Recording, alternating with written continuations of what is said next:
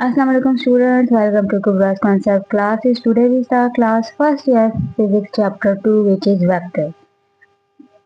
आज हम पढ़ेंगे फिजिकल क्वांटिटीज। लास्ट चैप्टर में जो हमने फिजिकल क्वांटिटीज पढ़ी थी वो बेसिकली हमारे पास स्ट्रक्चर बेस्ड थी, ठीक है। जो हमारे पास थी दो तीन टाइप, एक थी हमारे पास बेस यूनिट और एक ड्राइव यूनिट। बेस यूनिट थी जो 7 फंडामेंटल क्वांटिटीज थी, ठीक है। और ड्राइव यूनिट जो थे वो हमारे पास बेस यूनिट से बनते थे, ठीक है। वो हमारे पास बेसिकली स्ट्रक्चरल बेस थे। और इस चैप्टर में जो हमारे पास है स्केलर और वेक्टर, जो दो फिजिकल क्वांटिटीज हैं, ये हमारे पास बेसिकली डायरेक्शन बेस्ड है, ठीक है, जो कि हम आगे इंशाल्लाह पढ़ेंगे। सबसे पहले हमने समझना कि स्केलर क्या है, ठीक है। Scalar are physical quantity that completely describe by magnitude and unit. जो मैग्नीट्यूड और उसके यूनिट से डिस्क्राइब होती है उसको हम स्केलर क्वांटिटीज कहते हैं, ठीक है। ये scalar quantities that they can be added, subtracted, multiply and divided like ordinary number. जैसे सिंपल नंबर जो मल्टीप्लाई, डिवाइड, ऐड, सब्ट्रैक्ट होते हैं, इसी तरह हमारे पास स्केलर क्वांटिटीज भी ऐड, सब्ट्रैक्ट और मल्टीप्लाई, डिवाइड होंगे, ठीक है। हमारे पास एग्जांपल्स आ गई, मास, टाइम, डिस्टेंस और टेम्परेचर। अब इसमें हमारे पास क्या नाम है, आपने एक बात याद रखनी है, स्केलर क्वांटिटीज में हमारे पास जो होती है वो उसमें हमारे पास मैग्नीट्यूड और यूनिट होते हैं, उसमें हमारे पास डायरेक्शन नहीं होती। अब ये इसकी एग्जांपल हमारे पास है कि डिस्टेंस। अब डिस्टेंस है, मैंने सपोज करा कि 7 किलोमीटर हमने यहाँ से जाना है, ठीक है। अब यहाँ से जाना है, हमने किधर जाना है, सीधा जाना है, उल्टा जाना है, कहाँ जाना है, तो हमारे ये इधर हमें डिस्टेंस डायरेक्शन जो है डिस्क्राइब नहीं हुई, तो ये हमारे पास होगी स्केलर क्वांटिटी, ठीक है। ठीक है, नेक्स्ट हमारे पास आ गई वेक्टर्स। अब वेक्टर्स की डेफिनेशन है, a physical quantity that is completely describe by magnitude, unit and direction. यहाँ पर अब आगे मेन बात डायरेक्शन की, ठीक है। जो स्केलर क्वांटिटीज होती हैं उसमें डायरेक्शन नहीं होती, सिर्फ मैग्नीट्यूड और यूनिट होता है। लेकिन वेक्टर क्वांटिटीज में हमारे पास वेक्टर क्वांटिटीज में हमारे पास मैग्नीट्यूड, यूनिट और डायरेक्शन होती है, ठीक है। तो इसको हम वेक्टर क्वांटिटीज कहते हैं। अब हमारे पास आ गया वेट, डिस्प्लेसमेंट और फोर्स और वेलोसिटी, ठीक है। अब यहाँ पर देखें, अब यहाँ पर डिस्प्लेसमेंट, लोग स्टूडेंट समझते हैं डिस्प्लेसमेंट और डिस्टेंस जो है सेम चीज़ है। अब जैसे मैंने मैं अभी एग्जांपल दिया डिस्टेंस की कि मुझे यहाँ से 7 किलोमीटर जाना है। अब कहाँ जाना है वो मुझे नहीं पता, ये होता है डिस्टेंस। लेकिन डिस्प्लेसमेंट है कि 7 किलोमीटर मैंने जाना है ईस्ट, वेस्ट या नॉर्थ साउथ, ठीक है। अब मैं कहूँ कि मैंने ईस्ट जाना है, तो अब हमें एक डायरेक्शन पता चल गई कि मैंने ईस्ट जाना है, तो ये होता है डिस्प्लेसमेंट, ठीक है। और सो आपको समझ आ गई होगी। इसी तरह वेट होता है, वेट में जो होता है हमारे पास होती है ग्रेविटेशनल फोर्स। तो हमारे पास जो जितने भी किलोग्राम या वेट है वो हमारे ग्रेविटेशन पे डिपेंड करती है। इस तरह मैथ अगर आप देखें यहाँ पर, तो यहाँ पर सिर्फ हमें बताया जाएगा कि ये कितने किलोग्राम, कितने लीटर या कितना उसका मैथ है, ठीक है।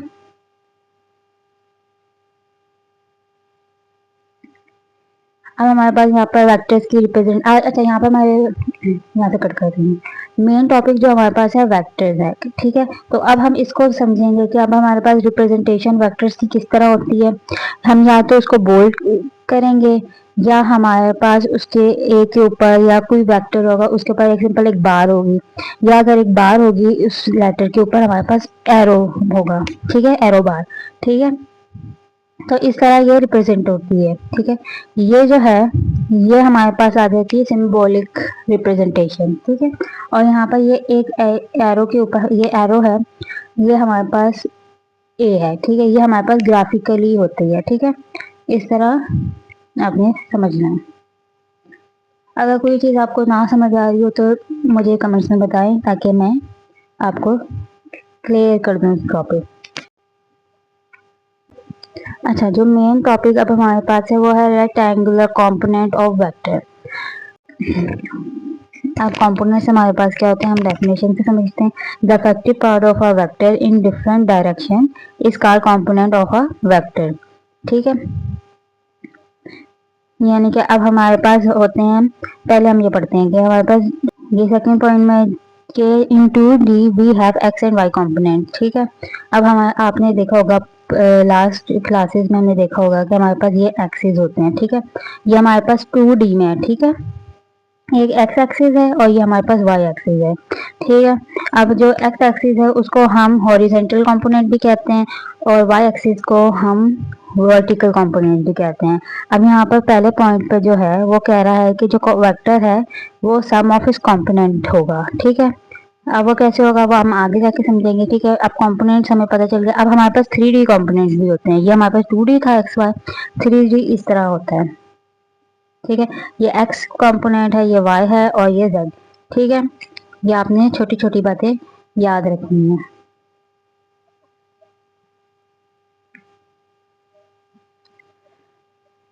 अब हमारे पास है रेक्टेंगुलर कंपोनेंट। अब रेक्टेंगुलर कंपोनेंट क्या है? Component of a vector which are mutually perpendicular to each other, यानी कि वो परपेंडिकुलर होंगे एक दूसरे के। अब ये देखें, ये इस तरह है ना, ये हमारे पास वो है कंपोनेंट्स, एक एक्स है और एक वाई है, ठीक है।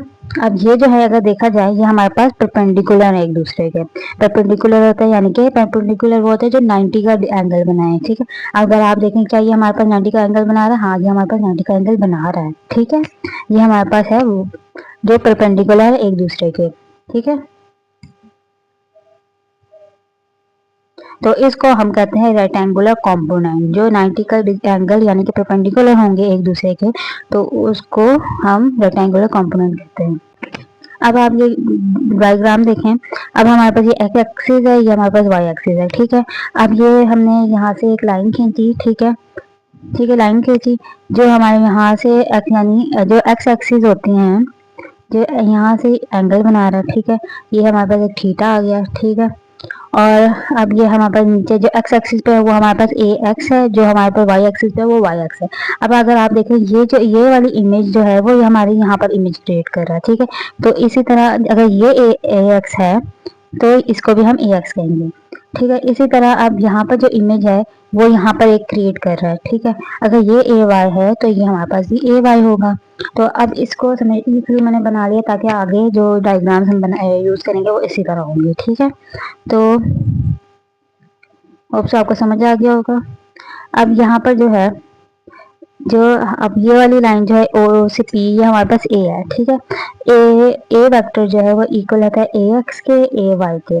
अब इसको ए एक्स आई और ए एक्स वाई ए एक्स आई और ए वाई जे से रिप्रेजेंट करते हैं, यानी कि जो एक्स एक्सिस पे जो वेक्टर होगा उसको हम आई से रिप्रेजेंट करेंगे और जो वाई पे होगा वो जे से। और सपोज हमारे पास जब 3D होता है तो ये वाला वेक्टर जो है यानी जेड जो है वो हमारे पास के आ जाता है।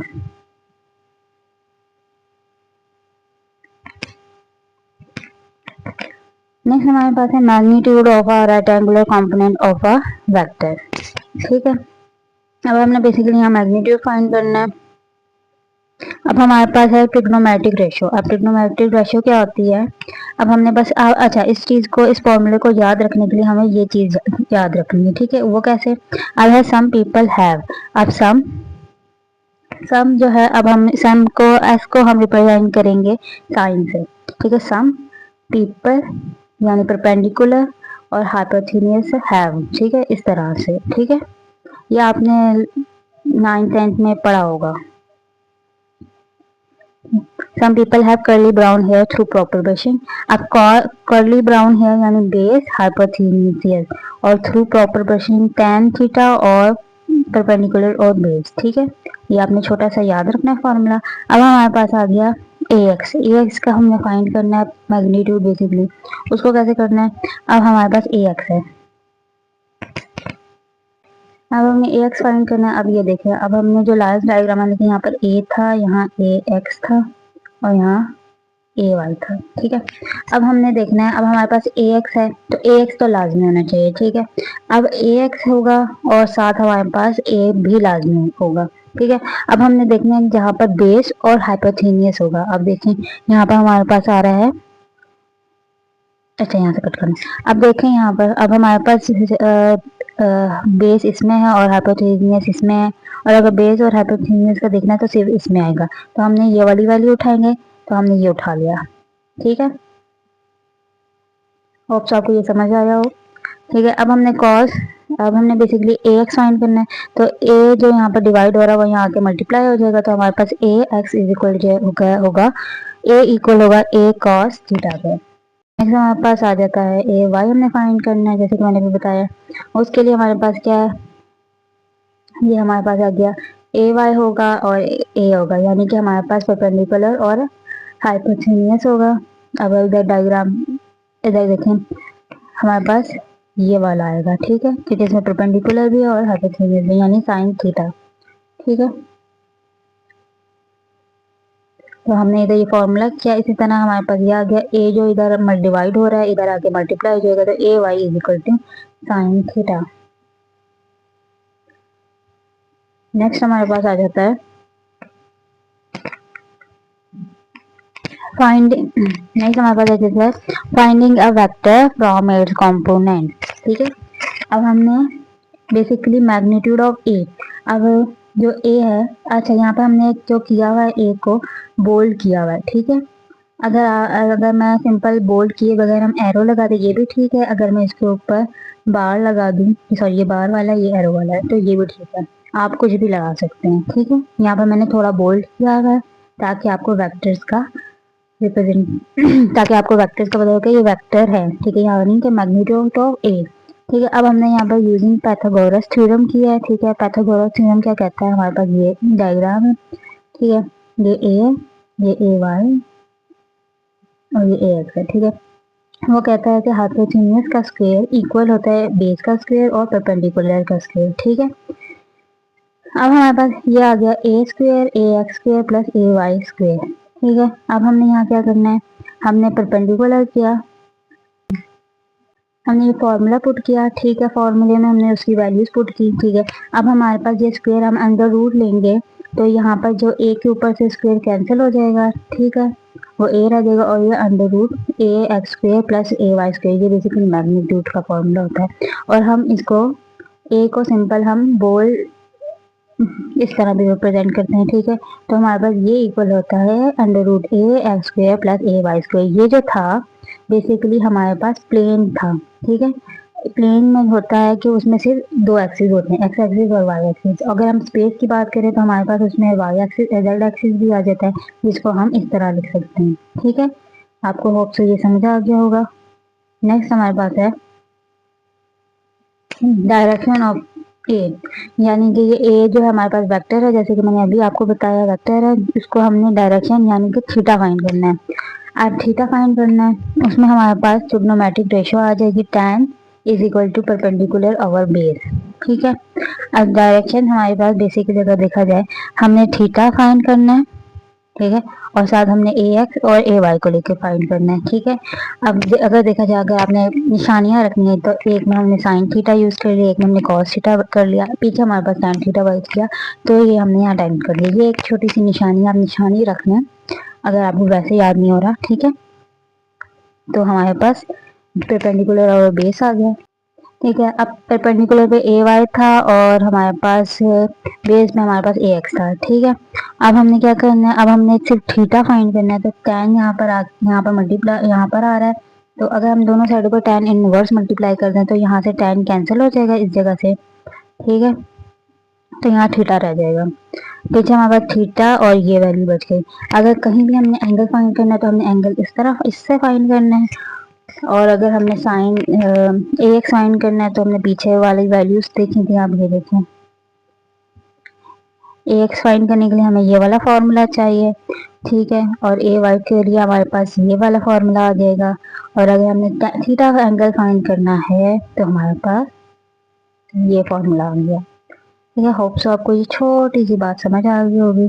ठीक है, होप सो आपको आज का टॉपिक समझ आ गया होगा। अगर इससे रिलेटेड कोई क्यूरीज या कोई क्वेश्चंस हैं तो let me know in comment section. आज के लिए इतना ही, अल्लाह हाफिज।